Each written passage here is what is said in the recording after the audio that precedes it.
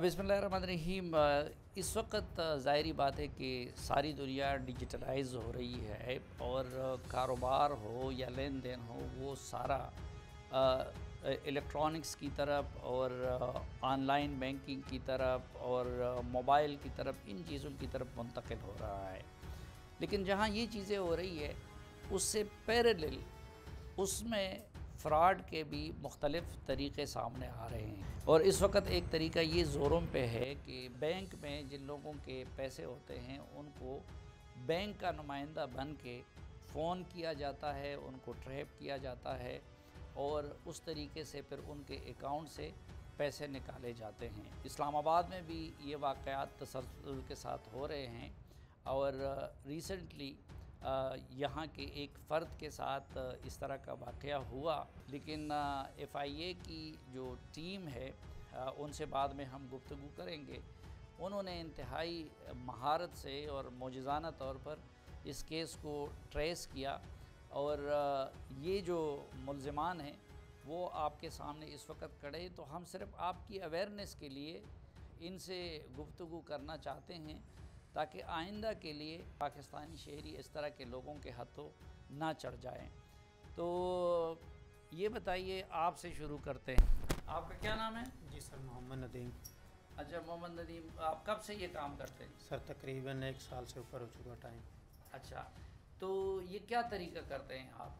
Sir ये हमारे साथ बंदे काम करते हैं मुल्तान के, तो वो हमें नंबर वगैरह भेजते हैं, डिटेल वगैरह ना कि ये कस्टमर है, इसका ये अकाउंट है, तो ये कस्टमर के अपने डील शील इसको करना है। हम उसको फिर कस्टमर को मुतमईन करते हैं। जैसे कस्टमर हो जाता है तो उससे कोई डिटेल वगैरह लेके उसकी हम पेमेंट निकालते हैं। यानी बैंक का नुमाइंदा बन के उस बंदे को फ़ोन करते हैं?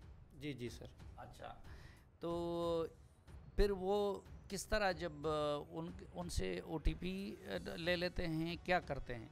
जी सर, उनको हम OTP भेजते हैं, बैंक की तरफ से OTP जाता है, वो हमें शेयर करते हैं, तो उसके ऊपर हम वो पैसे ट्रांसफ़र कर लेते हैं। पैसे आप कहाँ ट्रांसफ़र करते हैं?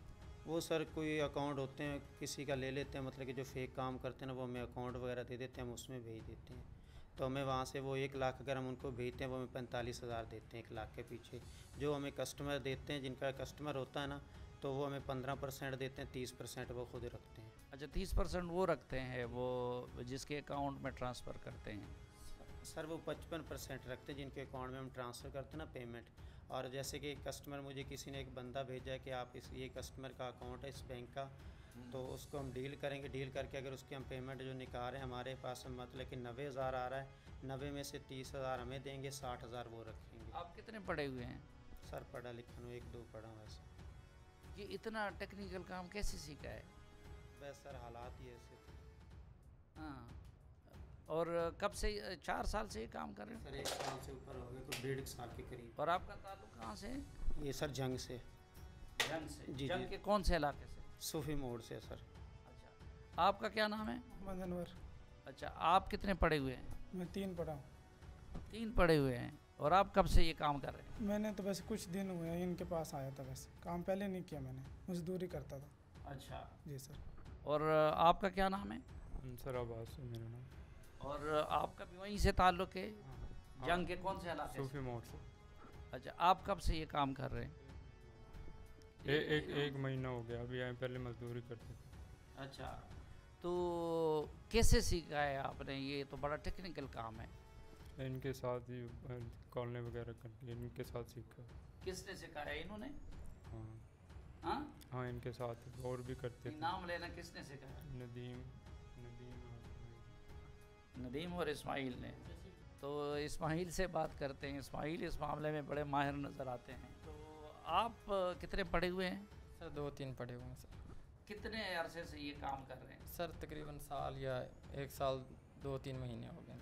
अच्छा, तो आपको किसने सिखाया ये फ्रॉड का काम? सर ये लोग करते थे सरगोदा वाली साइड पे, उनको देखकर सीख गए। ये 92 मोड़ वाली साइड पे। अच्छा जी सर। और आपके और भाई भी ये काम करते हैं? सर वो नहीं करता है, और ये और मैं, बस ये वैसे आया था हमारे पास। ये आपका भाई है? हाँ वैसे आया था हमारे पास। हाँ। पहले नहीं करता था, पहले दर्जियों का काम करता था ये। अच्छा, अब मसलन ये जो केस जिसमें आप लोग पकड़े गए, इसमें आप लोगों ने क्या तरीका इस्तेमाल किया था? ज़रा शुरू से आप मुझे बताएं। सर मुल्तान वाली साइड पे ना लोग हैं सराकी, उनका सिर्फ हमें मतलब कि चेहरे वगैरह नहीं देखे, व्हाट्सएप पे रब्ता होता है हमारा। वो व्हाट्सएप पे हमें ना कस्टमर भेज देते हैं कि ये डिटेल है और इसका अकाउंट ओपन करके देखें कितने पैसे हैं। अगर उनके अकाउंट में लाख या 1.5 लाख होता है, हम फेक अकाउंटों में भेज देते हैं। अगर वो फेक अकाउंटों में अगर वो रिसीविंग करवा लेते हैं ना, तो वो लाख रुपए का 55,000 वो रखते हैं, 45 हमें देते हैं, 15 जिसमें से 15 हम रख लेते हैं, 30,000 उनको भेज देते हैं मुल्तान वाले लड़कों को। और जो अब आप इतने पढ़े लिखे नहीं हैं, तो आप तो पूरी तरह जो है जैसे बैंक का नुमाइंदा और पढ़ा लिखा बंदा और जिस तरीके से बैंक वाले करते हैं, तो मसलन आप ज़रा मुझे वो करके दिखा दें ना कि आप अगर किसी कस्टमर को ट्रैप करने के लिए फ़ोन करेंगे तो ज़रा मेरे सामने डिमॉन्स्ट्रेट करें। हम ऐसे कॉल करते हैं कि सर आपका ये एटीएम कार्ड ब्लॉक हो गया है स्टेट बैंक की तरफ से, तो इसको अगर आपने एक्टिवेट करवाना है तो एटीएम के नंबर बता दें।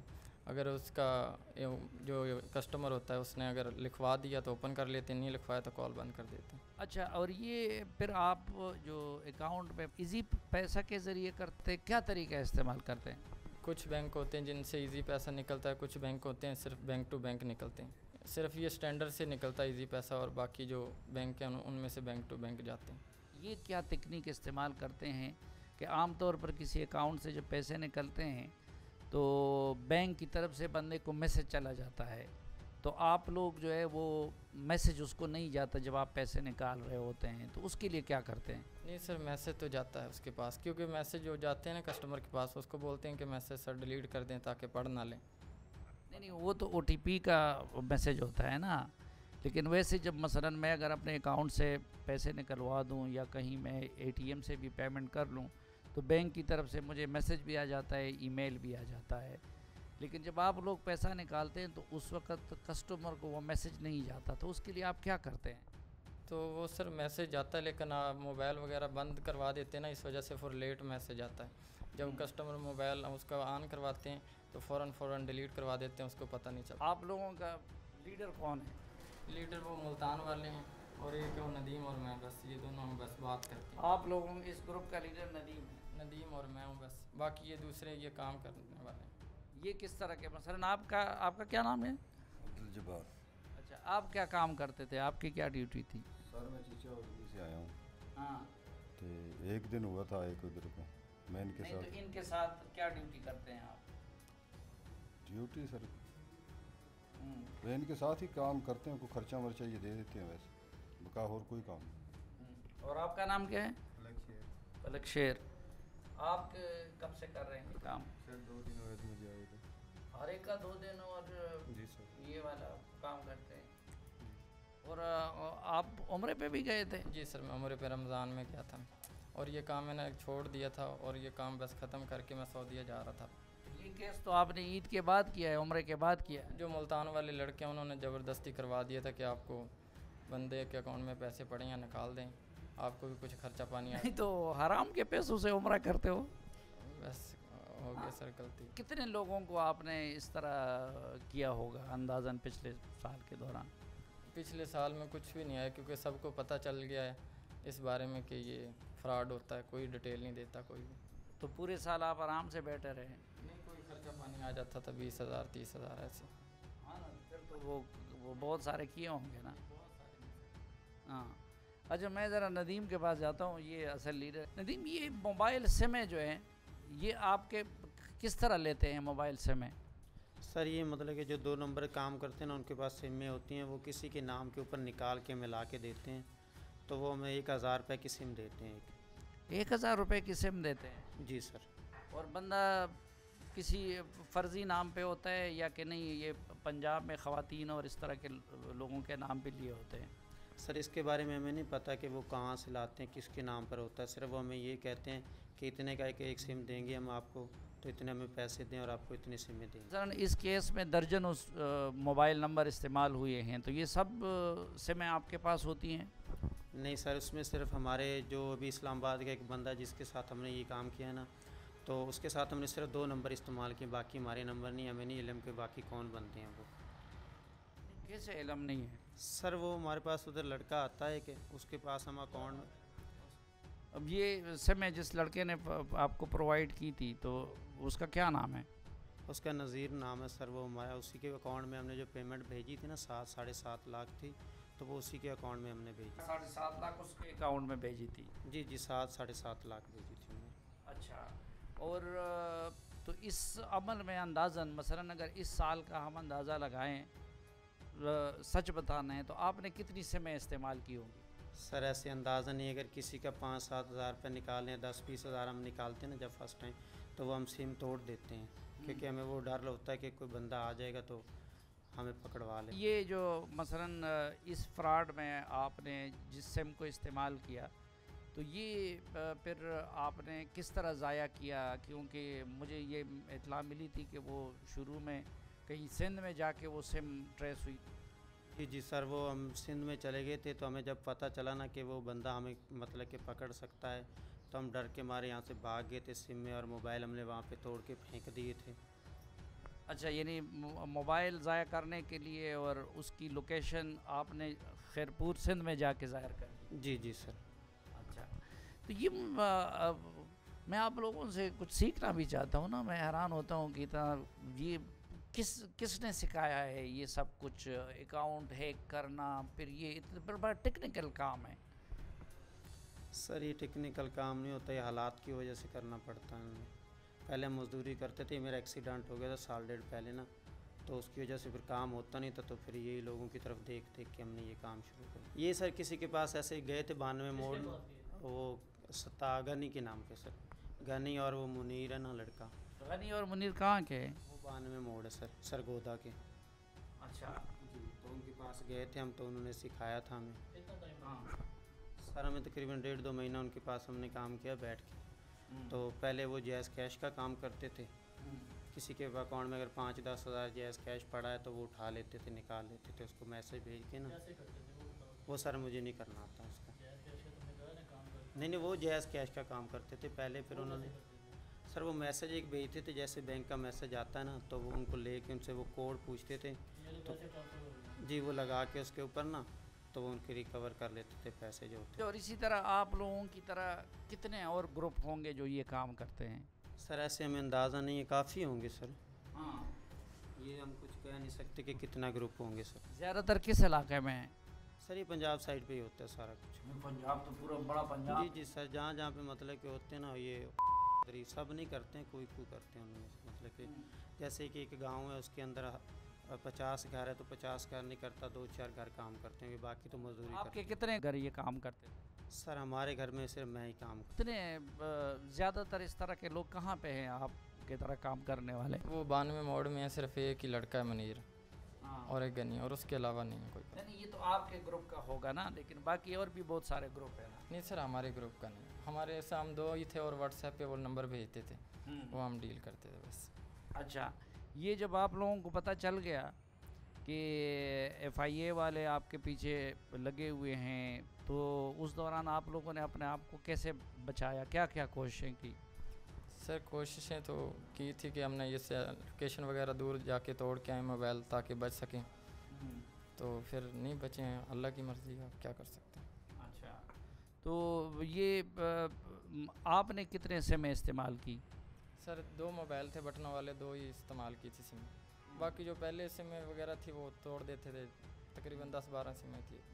आप लोग फिर लोकेशन भी चेंज कर लेते हैं? मसलन इस दौरान फिर आप लोग जंग में नहीं थे, कहीं और भाग गए थे? सर पहले लोकेशन नहीं चेंज करते थे, क्योंकि अभी हमें पता चला था ना कि ये जिसके पैसे निकल रहे हैं वो बड़ा बंदा हमें ट्रेस कर लेगा, छोड़ेगा नहीं, तो इस वजह से हमें फिर भागना पड़ा दूर। कहाँ भागे थे? हम सिंध वाली साइड पे गए थे, वहाँ पे मोबाइल तोड़ने। अच्छा, और फिर कहाँ से पकड़े गए आप? सर यहाँ पे इस्लामाबाद से ही पकड़े गए। तो पहले मोबाइल तोड़ने के लिए सिंध गए और फिर छुपने के लिए इधर इस्लामाबाद के करीब आए थे? बस मौत उठा के ले आई यहाँ पे। हाँ।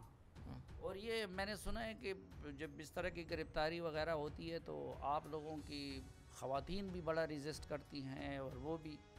नहीं सर, ख़वातीन नहीं कुछ भी करती, वो काम। वो मुझे तो कल इन्होंने बताया, वो एक बंदे के उठाने के लिए जब ये लोग गए थे तो आपके ख़वातीन डंडे उठा के आ गए और ये सब कुछ करते रहे। सर हमें नहीं पता इस बारे में। हाँ, मैं झूठ नहीं बोला, मुझे नहीं पता सर। तो आप अपने जैसे ये फ्रॉड करने वाले, अब देखिए ना, इसमें कोई गरीब आदमी होगा, उसने पता नहीं कितनी मेहनत से वो अपने लिए पैसे 2-4 पैसे कमाए होंगे, आप लोग उसको बैंक से निकाल लेते हैं, बैंक को भी बदनाम कर देते हैं, उसका भी। तो अपने जैसे काम करने वाले लोगों को आप क्या नसीहत करना चाहेंगे?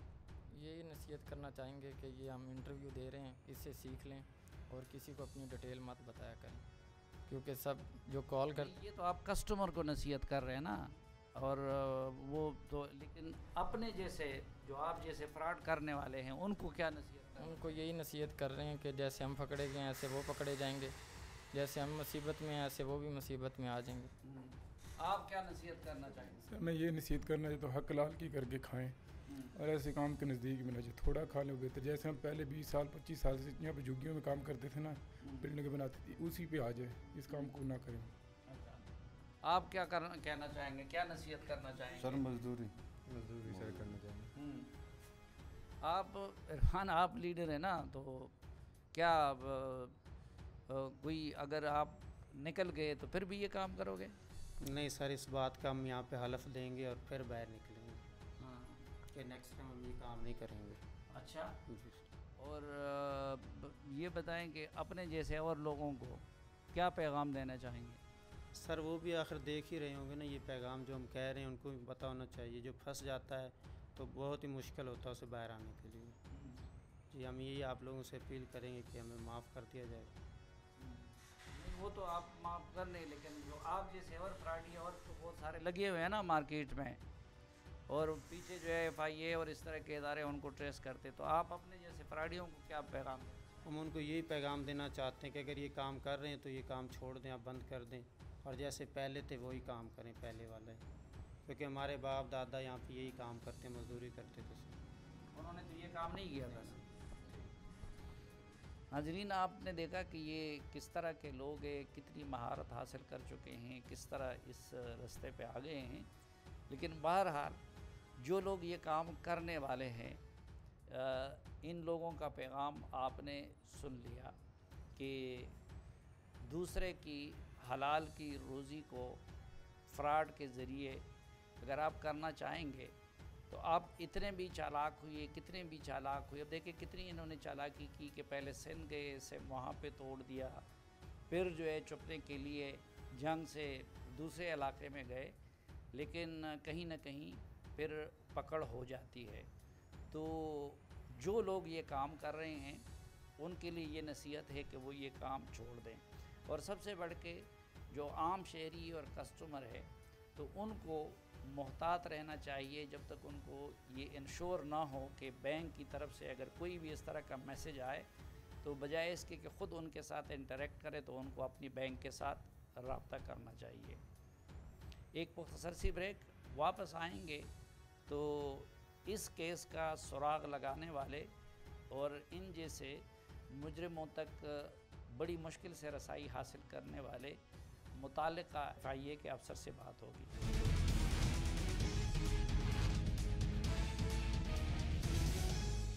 इन फ्रॉडियों तक जिस IO की क़यादत में FIA ने रसाई हासिल की और इनको कानून के कटहरे में ले आए, तो वो मियां इरफान जावेद साहब थे और डिप्टी डायरेक्टर अयाज़ ख़ान साहब उनकी निगरानी में दिन रात मेहनत करके उन्होंने इस ग्रोह का पहले सुराग लगाया और फिर इनको गिरफ़्तार किया। तो हम उनकी खिदमत में हाज़िर हुए हैं और ताकि उनसे जान सके कि इन लोगों का तकनीक क्या होता है और क्या क्या चीज़ें इस्तेमाल करते हैं, और फिर इन तक रसाई कैसे मुमकिन हो सकती है, ताकि आइंदा के लिए लोग इस तरह के फ्रॉडियों से मोहतात रहें। तो बहुत शुक्रिया मियां इरफान साहब। तो ये ज़रा समझा दीजिए कि ये क्या तरीका ये लोग इस्तेमाल करते हैं बैंक से पैसे निकालने का, और कितने इस तरह के ग्रोह हैं, और अभी तक कितने लोगों को यानी इस तरह ये लूट चुके होंगे। ये 3-4 गांव हैं जो मशहूर है, जिस तरह चक नंबर 92 एक सरगोदा का गांव है, 92 मोड़, इसका बहुत मशहूर है। ये बेसिकली ये जो कौम है ये कौम काम करती है, जो ये जंगली होते हैं ना को कहते हैं कि ये अनपढ़ लोग होते हैं और इनका इस फ्रॉड के ऊपर इतना ग्रिप है इनकी कि ये जो है एक अचानक जो है बाकायदा इनके ये लोग ये कहते हैं कि जी हमारा जो एमडी है, जो मेन हमारा जो बॉस है, वो ये कहता है कि कोई ऐसा बंदा नहीं है कि जिसको मैं कॉल करूं और वो अपने अकाउंट शेयर ना करे और वो पैसे ना हमें दे, ये पॉसिबल नहीं है। जब हमने ये रेड किया तो ये जब हमने ये बंदे पकड़े और जो थे, तो इनमें से इन्होंने ये समझा कि ये मोबाइल हम तोड़ देंगे तो इसमें सारा मामला ख़त्म हो जाएगा, लेकिन इनको ये नहीं पता कि कॉल रिकॉर्ड सेव होता है कंपनीज में, जिसमें हम CDR के ज़रिए जो हर चीज़ जो है वो ले लेते हैं। इसमें जो एक मेन मुलज़म था, उसने ये मोबाइल तोड़ने के लिए वो स्पेशल खैरपुर गया और खैरपुर जाके इसने ये मोबाइल तोड़ा और तोड़ के बाकायदा दूसरा जो उसका साथी था उसने वीडियो बनाई उसकी, जिससे ये लोग पकड़े गए। जब इंटरोगेट कर रहे थे ये तो मान नहीं रहे थे। ड्यूरिंग इंटरोगेशन जो है इन्होंने कहा था हमें तो बिल्कुल किसी चीज़ का पता नहीं है, क्योंकि इनसे कोई ऐसी चीज़ ये लोग सबूत छोड़ते नहीं हैं जिनसे ये पकड़ा जाए। वो जब हमने वीडियो चेक की तो उसमें ये चीज़ आई कि जो है इन्होंने ये जो मेन मोबाइल है ये तोड़ा है, एक मोबाइल तोड़ा है। तो जब इंटरोगेट किया तो पता चला इन्होंने खैरपुर जाके वो मोबाइल तोड़ा है ताकि कोई पता ही ना चले किसी को कि जो है लास्ट लोकेशन हमारी खैरपुर की है। अच्छा, यानी ये थे जंग में, ये बेसिकली जंग, लेकिन आखिरी अपनी मोबाइल की लोकेशन जो है इन्होंने खैरपुर में वो जी आखिरी मोबाइल इन्होंने लोकेशन वहाँ की कि ताकि जो है हमारा वहाँ पता चले कि हम लोग खैरपुर के रहने वाले हैं और फ्रॉड करके खैरपुर चले गए हैं। जब आप लोग इनको गिरफ्तार करने के लिए गए जी तो जाहिर बात है कि हर किसी का छुपने का और रजिस्ट करने का अपना अपना तरीका होता है, तो उसमें फिर इन लोगों का क्या तरीका होता है? ये इनकी पूरे ग्रुप्स हैं। जिस तरह अभी मैंने बताया कि चक नंबर 92 मोड़ है, ये इनका यहाँ 92 मोड़ में तकरीबन 80% घर यही काम कर रहे हैं और तकरीबन सब लोग यही काम कर रहे हैं कि जब इनको गिरफ़्तार करने जाएं, इनके गांव में गाड़ी भी खड़ी हो या कोई जो गाड़ी ऐसी जो मशकूक हो या इनके गांव की ना हो, तो ये फ़ौरन अलर्ट हो जाते हैं, पूरा गांव अलर्ट हो जाता है। और एक फ़ोन कॉल पे ग्रुप्स बने हुए हैं, ये सबको मैसेज दे देते हैं कि साइडों पे हो जो कि रेड होने वाला है, या FIA की टीम आ गई है, एजेंसी आ गई है, या कोई ऐसा ये मशकूक लोग घूम रहे हैं यहाँ। तो ये इनकी अगर इनको हम कोई बंदे पकड़े भी जाएँ तो इनकी जो खातून है, औरतें हैं, वो इतना रजिस्ट करती हैं कि बाकायदा जो है डंडे और वो लेके बाकायदा जब इस रेड में हमने जो है वो गिरफ़्तारी की कोशिश की एक मुलज़म की, तो उनकी औरतें की 18-20 औरतें इनकी और लोग डंडे उठा के और इन्होंने हमारे बहुत सारे मुलाजमों के कपड़े फाड़े और जनाब खैंचा तनी और जो है शर्टें फाड़ दी। तो बहुत ज़्यादा रजिस्ट करते हैं ये, क्योंकि इनको पता है कि हम जब इकट्ठे होते हैं रजिस्ट करते हैं तो रजिस्ट करेंगे तो ये जो है हमें लेके नहीं जा सकते हैं। अच्छा, एक ये जो SMS भेजते हैं जी तो वो अमूमन जिस तरह मोबाइल नंबर होते हैं तो उनका SMS नहीं होता, जी जिस तरह अपना एक मखसूस नंबर होता है जिस पे बैंक की तरफ से SMS आता है या किसी, ये इसके लिए क्या करते हैं? ये इनके पास सेव होते हैं, ये बैंक का कोई भी जो बैंक उनको मैसेज कर रहा था रूटीन में ये वो सेव कर लेते हैं, सेव करके ऊपर से नंबर चेंज कर देते हैं, वही मैसेज ये फॉरवर्ड कर देते हैं। अब जो आम शहरी है वो इस तरह देखता है मैसेज के बैंक की तरफ से कॉल आई है कि अब देखें इनमें ग्रुप्स बने हुए हैं। एक ग्रुप का काम है कि वो नंबर ट्रेस करते हैं कि जी ID कार्ड से मुख्तलिफ सॉफ्टवेयर के ज़रिए नंबर ट्रेस करते हैं कि कौन कौन से बंदे हैं, फिर वो अकाउंट्स उनके IBFT में चेक करते हैं कि इनके अकाउंट्स इसमें हैं कि नहीं है और अकाउंट्स में कितने पैसे पड़े हुए हैं। फिर वो दूसरा जो ग्रुप है वो उसको कॉल करेगा जो विक्टिम है उसको कि जी आपका, या वो बैंक का रिप्रेजेंटेटिव बनेगा कि जी आपको हम बैंक की तरफ से बात कर रहे हैं। नंबर स्पूफ कॉल होगी, स्पूफ नंबर होगा, जनरेटेड नंबर होगा जो ये इंटरनेट नंबर या ये सॉफ्टवेयर के ज़रिए जनरेट किया गया होगा।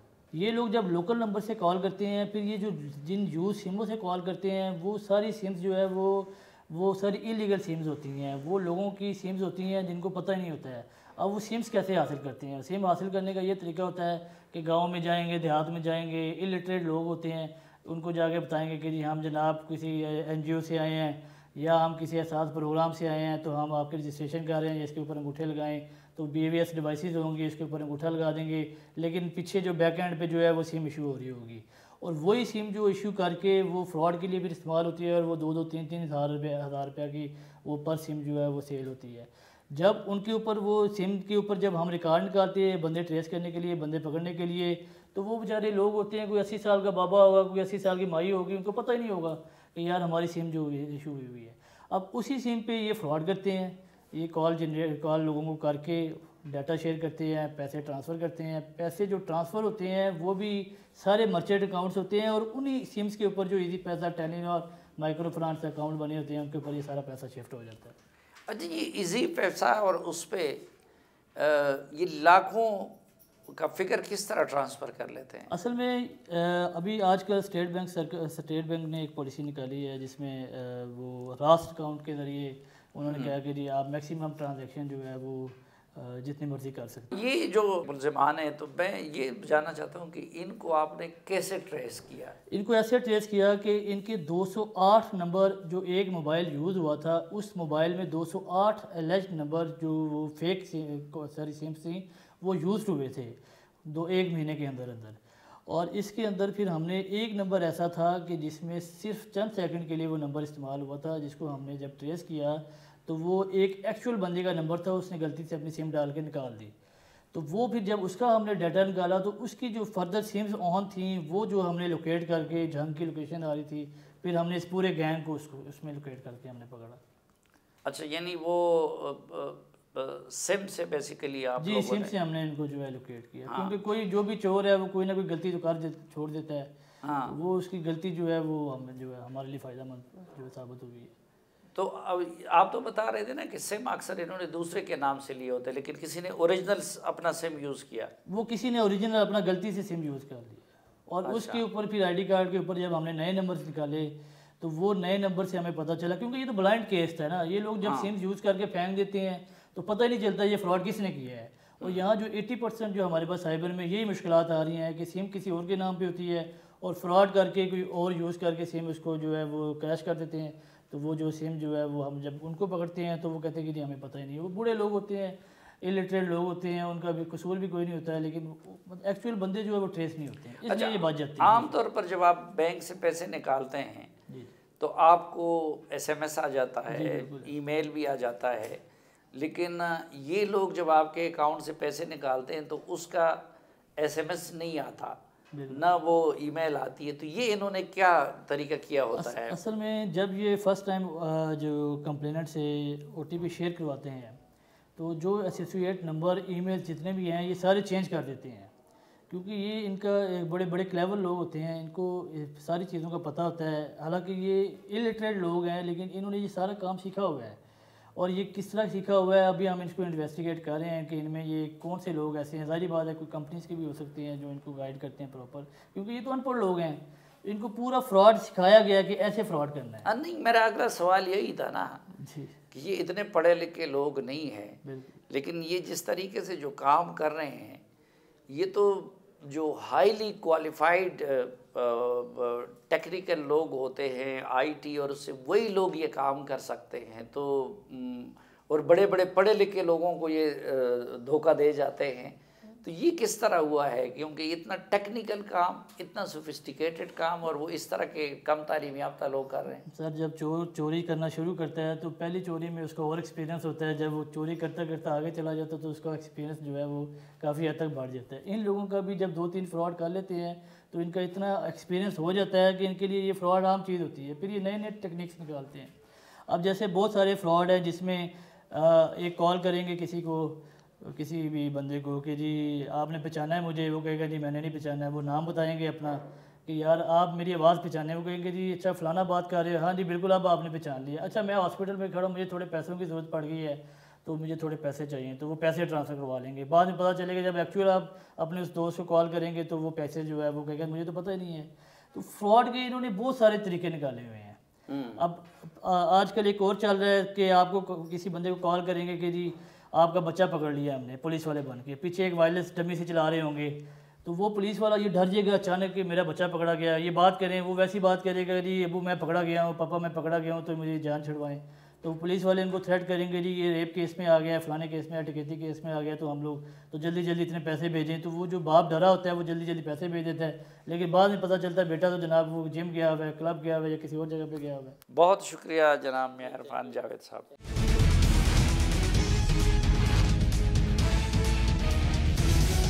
बहुत शुक्रिया अयाज खान साहब। एक तो ये बताइए कि मसलन हमने तो सिर्फ साइबर क्राइम का नाम सुना था, और ये आज ये केस यानी बैंक फ्रॉड की एक शक्ल हमने देखी, जिसको आप लोगों ने ट्रेस भी किया।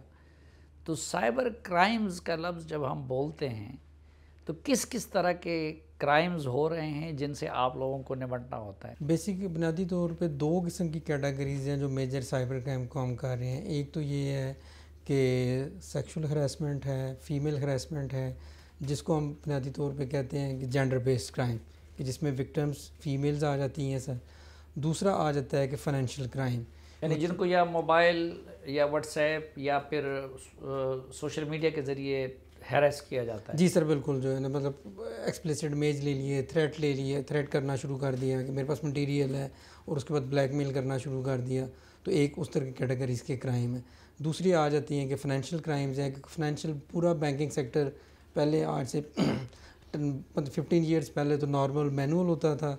अब सारा ये है कि अब चेक बेस्ड नहीं है, ट्रांसफ़र ऑनलाइन है सारी। तो वो ट्रांसफॉर्मेशन जो है ना, उससे जो क्रिमिनल्स हैं वो बेनिफिट ले रहे हैं, और जो इनोसेंट विक्टिम्स होते हैं उनके साथ फ्रॉड करते हैं, एंड और वो मुख्तलिफ़ किस्म के मेथड्स यूज़ करते हैं फ्रॉड करने के। और ये जो मसलन मुख्तलिफ और चीज़ें आ जाती हैं, मसलन मजहबी मुनाफरत फैलाना सोशल मीडिया के ज़रिए, या फिर रियासती इदारों के ख़िलाफ़ प्रोपेगेंडा करना और उसका तदारुक करना, तो वो चीज़ें भी आपके डोमेन में आती हैं? जी सर बिल्कुल। जो कोई बंदा ग्लोरीफाई कर रहा है प्रोस्क्राइब्ड ऑर्गेनाइजेशन को, उसके ख़िलाफ़ जो उसको करता है कि जी ये ठीक काम कर रहे हैं, तो वो भी हमारे मैंडेट में आता है।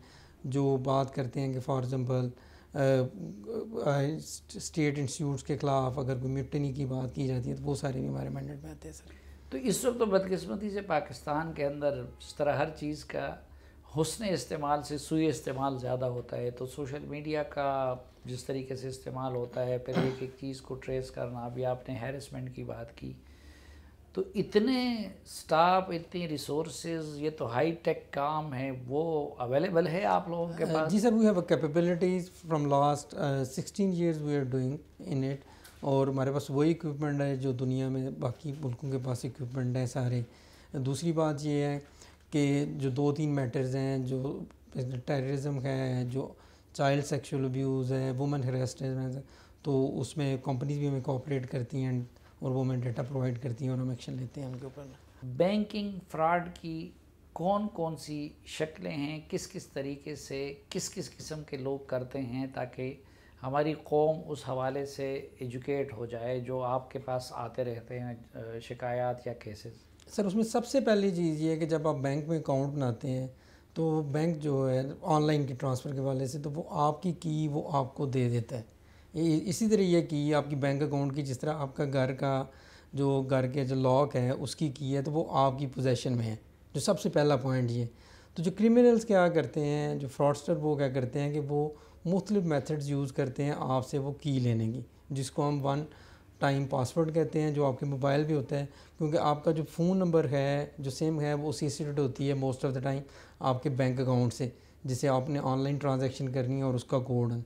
तो वो क्या करते हैं जो क्रिमिनल्स हैं, जो सबसे पहले ये करेंगे, जो आप यूज़र है या बैंक अकाउंट होल्डर है, उसको कॉल करके वो कहेंगे जी मैं फॉर एग्ज़ाम्पल बैंक से बोल रहा हूँ या बैंक का नुमाइंदा बोल, और वो आपको पैनिक क्रिएट करने की कोशिश करेंगे। Basically they play with the psychology of customer कि जी बहुत जल्दी है आपका ATM अकाउंट ब्लॉक हो जाएगा, आपका बैंक अकाउंट बंद हो रहा है, या स्टेट बैंक आपका बैंक अकाउंट बंद कर रही है, तो आप फ़ौरन आपके पास कोड आ जाएगा, और आपके पास कोड आएगा, आप बताएं ताकि हम आपका बैंक अकाउंट ओपन कर दें। तो वो इस पैनिक में जब कॉल करते हैं, और समटाइम्स कॉल जो आपके पास आएगी वो जो आपके ATM कार्ड के पूछे या क्रेडिट कार्ड डेबिट कार्ड के ऊपर हेल्पलाइन लगी है वही नंबर से कॉल आएगी, क्योंकि वो इंटरनेट के थ्रू वो नंबर्स को मास्क कर लेते हैं, और आप जब कॉल देखेंगे, आप बैंक अकाउंट के पीछे देखें तो वो सेम कॉल है, तो आप कहेंगे जी बैंक का। इवन समटाइम्स उनको ये भी पता होगा कि आपके बैंक अकाउंट नंबर क्या है, आपकी किस ब्रांच में। तो ये सारी चीज़ें जब कॉल करते हैं, तो जो कस्टमर है वो समझता है कि लेजिटिमेट कॉल।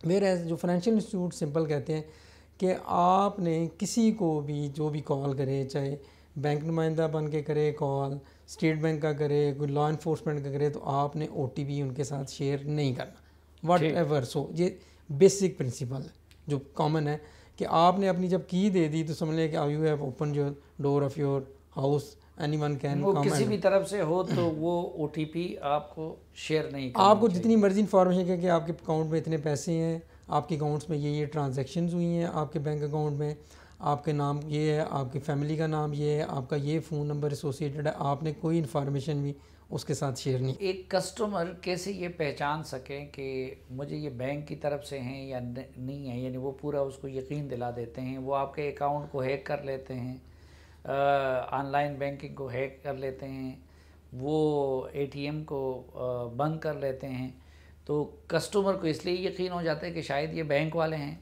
नहीं सर, उसमें बेसिकली देखा जाए तो वो ये है कि वो बिल्कुल वही करेंगे जो बैंक वाले करते हैं। प्रोसेस का मैसेज बैंक की तरफ से आएगा, SMS। बैंक कभी भी नहीं कहेगा कि आप अपना OTP शेयर करें किसी के साथ। आपने अपनी की जो है ना, चाहे को इवन कि लेजिटिमेट बैंक मैनेजर भी आपको कहता है या बैंक से फ़ोन आता है, आपने शेयर नहीं करनी। प्रिंसिपल ठीक, बेसिक उस सूरत में फिर ब्रांच से रुजू करें, ब्रांच चले जाएँ, वॉक इन चले जाएँ, क्योंकि मिनिमम लॉस वो देखें कि मिनिमम लॉस 2.5 लाख 3 लाख ये मिनिमम लॉस साइड पे थ्रेशोल्ड आ जाता है। तो आपने रादर दैन कि आप लॉस करवाते हैं, आपके अकाउंट से पैसे जाते हैं, तो आप फिज़िकली आपको पता होता है जो नियरेस्ट आपका बैंक मोस्टली करीब है, तो आप बैंक ब्रांच में जाएँ, मैनेजर को फ़ोन करें, जी आपने ऐसा मतलब कोई ऐसी कॉल तो नहीं की है, ऐसा कोई मैसेज नहीं है, मेरा ATM एक्सपायर तो नहीं हो रहा, तो ऐसी कोई चीज़ हो तो आप बैंक चले जाएँ। बहुत शुक्रिया जनाब अयाज खान साहब। इस प्रोग्राम का एक मकसद भी हमारा यही था कि आप लोग इस हवाले से एजुकेट हो जाए, और जो तासुर मैंने लिया है वो एक तो यही है कि जितने भी बैंक यूज़र्स हैं तो उनको अपना OTP और अपने मालूमात वो किसी के साथ शेयर नहीं करनी चाहिए। जो पासवर्ड है आपका वो इवन अगर आपको बैंक की तरफ से भी कॉल आया हो, और अगर कोई इस तरह के मसले मसाइल आपको पेश आए हों तो फिर आपको अपने कंसर्न ब्रांच से रुजू करना चाहिए। इजाज़त दीजिए, अल्लाह हाफ़िज़।